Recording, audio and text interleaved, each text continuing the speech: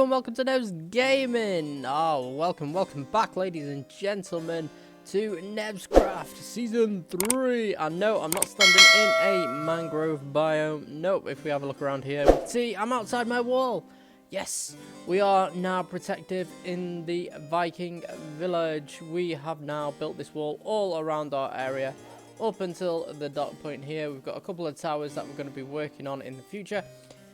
And look at this all the way around. I absolutely love the way it's come out. It's nice, simple. We're going to add some dripstone out the front for defenses.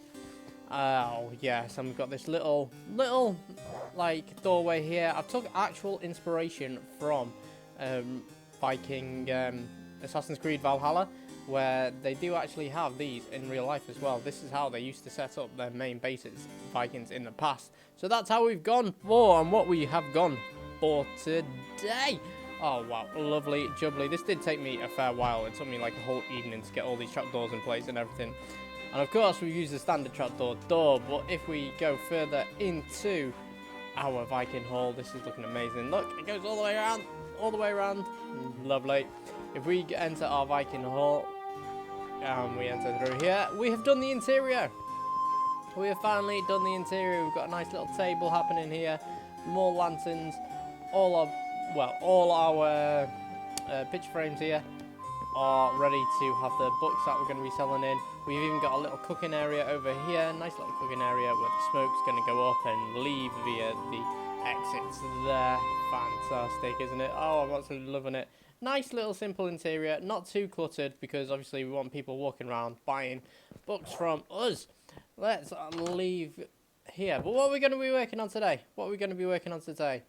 Well, there's a few things I want to work on today. First, I want to fill this shop here with all the books that we're going to be selling. Then, I want to sort out my automatic bottle filler. Then, I want to build a blacksmith. Busy episode. Let's get started.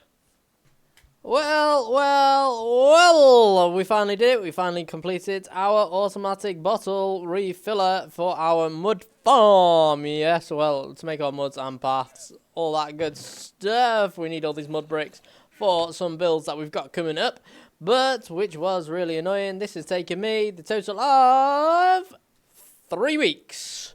That's right, 3 weeks. And do you want to know why it took me 3 weeks? And do you want to know why there's been a lack of videos? That is because Minecraft did an update, and it took me 3 hours, 22 minutes of having the Minecraft load on page to load the thing up to get it working and turned on. But we're back in action, baby cakes. We're back in action, and we have completed our first task of the episode. So I do apologise, very much so. Please like and subscribe. But we're going to move on to our next task, which is, of course, building the blacksmith. Now, that blacksmith is going to be heading over to our... right over here. Yep, we're going to nestle this snugly woogly in this little area here. Now, originally, my thought was to put it over by the ocean, but... in fact, yeah, I was going to place it here, but I feel like the terrain and everything doesn't work well for it. So I'm going to think of another idea there. If you've got any ideas, put it in the comments below. But we are going to build our blacksmith right over here in this little corner, right next to the horses. Because, you know, the horses need horseshoes. So that's where we're going to build it. And with this spin around, we have completed it. Yep.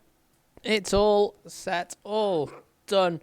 We have managed to complete the new blacksmith, which is fantastic. I mean, look at this thing. It's cutely nestled into the corner right next to the stables for the horseshoes. And if we take a look down here, I've even built some terrain on it where the moss and all the moss is encroached onto the building from below. Oh, fantastic little build. You can see the furnace pumping from the outside, burning away, ready to smelt all our ores. If we take a look on the outside even further here, you can see that I've used some lodestones for decoration. We've used the bars as the windows to release all that hot air that's going to be produced by there. I've built out a stone because, you know, stone and tough. It needs to be strong. There's fire and everything happening in there. Even though all the other buildings are built primarily out of wood, we've decided to go primarily for stone and tuff for this one. If we have a look at the roof, if I could get up, there we go. I've even used some mud, some deep slate, and a bit of moss carpets here, just to break up that transition. And this is our lovely chimney, where all the smoke's rising up from. It did encroach a little bit on our walkway here, but we still have access to it down there, which is handy. But if we take a look inside, I've even started using the shelving unit, spruce shelves here for our first furnace on entry. Sort of looks like a chair, but I like the style as you walk in. We've managed to lay the crown that is getting created on this table, and this is with the use of the armor stands. I've dropped one down there, and it nestles perfectly on there, all leaning back almost. And I've again used the shelving here to produce a nice little table for it. We've got all the blacksmith's tools nestled in the corner here, and our anvil that we can utilize, all the armor that's getting created. And I've even got some storage in here to store bits and pieces. But if we have a look here, you can see that we've already got someone using our blacksmithy, waiting for all the ores to produce. I've even made it functional so we can put all our ores in the top, and then we can grab them from there once they've been smelted. I actually love this interior. This is my favourite interior, one of my favourite interiors that I've ever done. It's cute, it's petite, we've managed to squeeze everything in, and working small, I think, is my new favourite thing. Yep, I don't know what it is. I just love small builds. Small builds are just so much better to accessorize in. As the sun sets there in front of me, we are going to end the episode here. We've completed all our tasks. We've done the automatic bottle filler, and we have done the blacksmith, which is sublime. And if we check in our area here, we can see we've already started filling our books. We've got mending, we've got diamonds. Mending? Diamonds? What? We've got unbreaking there. We've got mending over there.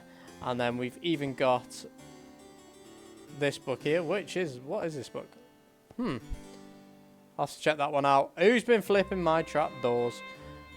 There we go. That's better. Much better. But we are going to slowly fill this over time with all our emeralds that we are acquiring from trading with our villagers. All our books are trading villager hall. We're going to fill this with everything we can.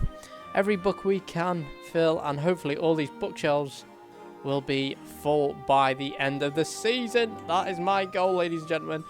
We haven't got a lot of time because we are ending this on New Year's Day and starting up our new Java realm. Yep. So I need to get a move on very, very quickly. So I'm going to end the episode here. I've been NevzGaming. All you beautiful people have been amazing. I'm going to say a big toodaloo. Make sure you like and subscribe. And I'll see you, wonderful people, in a few. Goodbye.